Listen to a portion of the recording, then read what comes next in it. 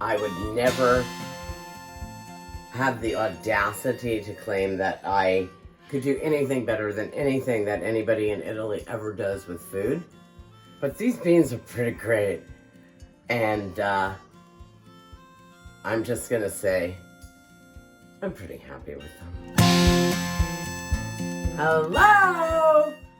Welcome back to Man in the Kitchen. This is episode 3. I love that you guys are posting photographs of the recipes that you're making. It makes me so happy. Today, we are going to be doing cannellini beans. You know, I have a really close fondness to Tuscany. My family has a house there. And every time I go to a restaurant, I order the cannellini al fiasco, which apparently means that it's been cooked in a glass jar in the side of the fire overnight. We're not doing that today.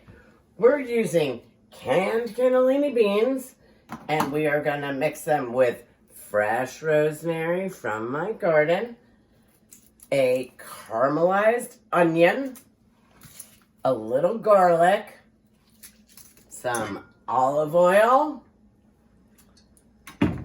and salt and pepper. And then we're gonna toss that, I know, it's crazy, with some roasted kale, with lemon, rosemary, and sea salt. And we're gonna put that literally under the broiler, and then we're gonna toss it together with the beans. This is a vegetarian meal, but it's also an amazing side to serve with steak or lamb chops. So I guess I'm a little bit confused. Okay, so I have heated a pan with beautiful extra virgin Reserva olive oil. And the first thing I put in was 2 actual what do you call these? Stalks of rosemary. I just pulled the rosemary off and I poured it in. And then I put in some chopped garlic, 2 cloves, and 1 small onion. And now it's on low, but I'm gonna turn it up to high. And I'm gonna let these puppies just cook. I've got a confession. The beans that you get in Tuscany that I order at every restaurant, al fiasco, are absolutely delicious. But what I have available to me are just canned cannellini. So I am using other weapons or resources to elevate the flavor of my beans.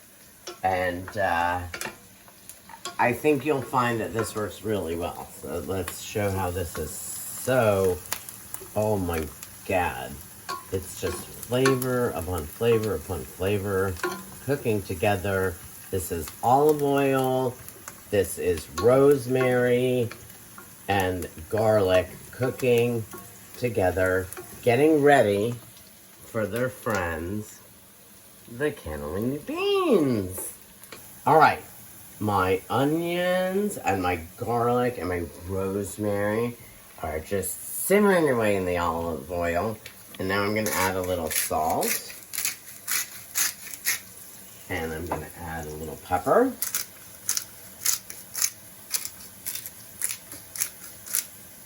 And I'm going to preheat my broiler. I'm going to set my broiler to high. And it's gonna get ready. It's gonna get nice and warm. It's time to add the beans! Yay! Here we go. Our onions and our garlic and our rosemary and salt and pepper and olive oil look so beautiful that I kind of want to marry them. And here we go. We're dumping in our beans. Now, you can make dry beans and you can like soak them overnight and cook them for hours. And I will applaud you for that. But The canned bean thing is just really, really, really tempting. So these guys are going to cook, and I'm going to put a splash of balsamic vinegar. Maybe that was 2 splashes.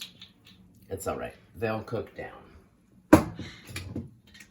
Now these guys are going to just cook and become more and more delicious.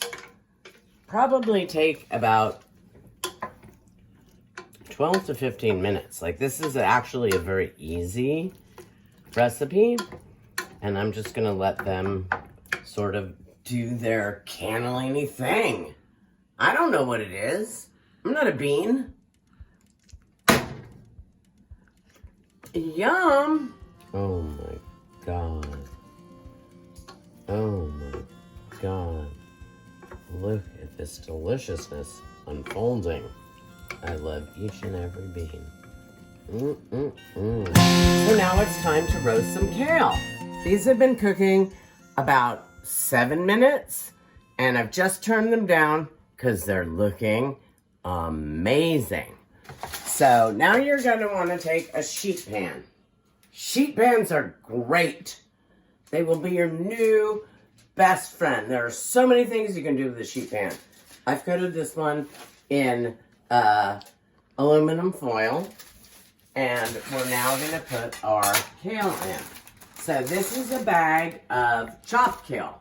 You can find it everywhere. I use it in smoothies, but I also like to just eat the kale. I'm going to take about half a bag, and I'm going to spread it out on my wonderful sheet pan. I want there to be about a single layer.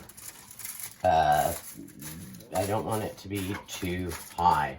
So that was actually about a third of the bag. So you can adjust as you want to. And onto that kale, I'm going to put some olive oil. And I'm going to do a generous dose of olive oil so that it roasts really beautiful in the oven. Then I'm going to take half a lemon. I'm going to remove the seeds, just sort of like that, and get them out of there because you don't want to eat them later. And I'm going to squeeze that half of a lemon onto the kale. And then I'm going to put some salt. I like sea salt. Kosher salt is absolutely fine. Just don't use the really fine, horrible salt. And now I'm going to put on, I have some rosemary. And I'm going to put the rosemary onto the kale. This is 1 sprig of rosemary. And I kind of feel like it's enough. So then I'm just going to mix it around. I'm a big fan of the hands. As much as I love tongs, I really love hands. Hands are just, when in doubt, they're your best tool. So I'm just going to make sure, I'm massaging the kale a little bit.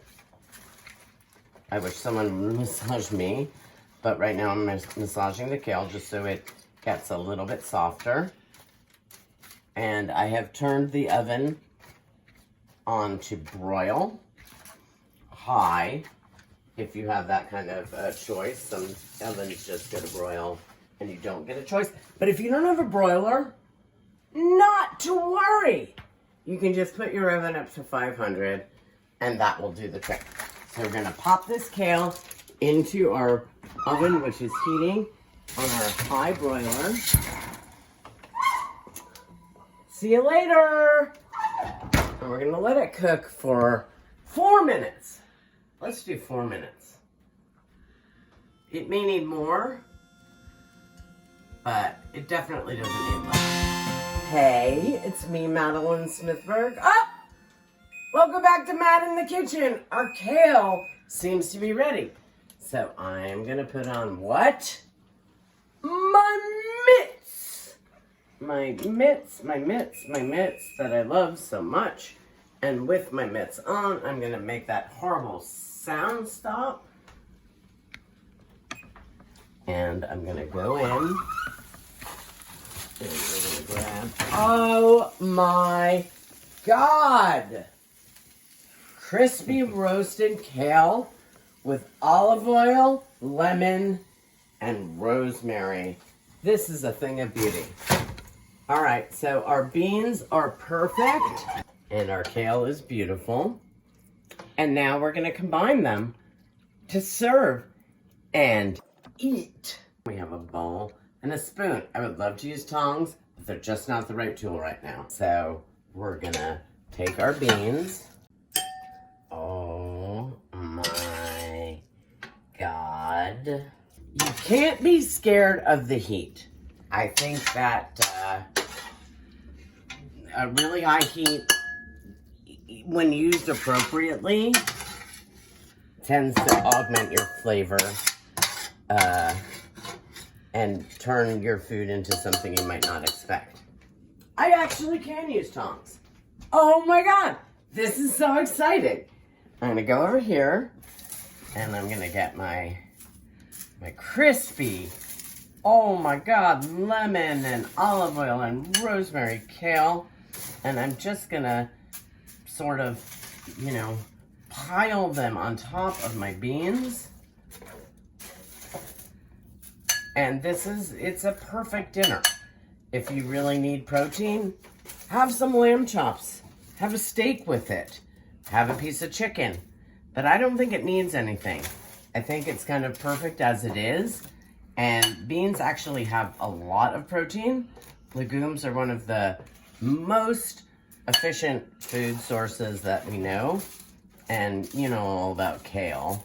But I definitely think this is the best way to serve kale. All right, I'm getting ready to serve. This is an exciting moment. So I pull out, you want a mix of beans and kale on your plate. And we've already put the fresh Italian flat leaf parsley on. And I'm gonna grab a fork. And I'm gonna take a bite. All right, here we go. I'm gonna get a little kale and a little beans. I'm gonna blow on it.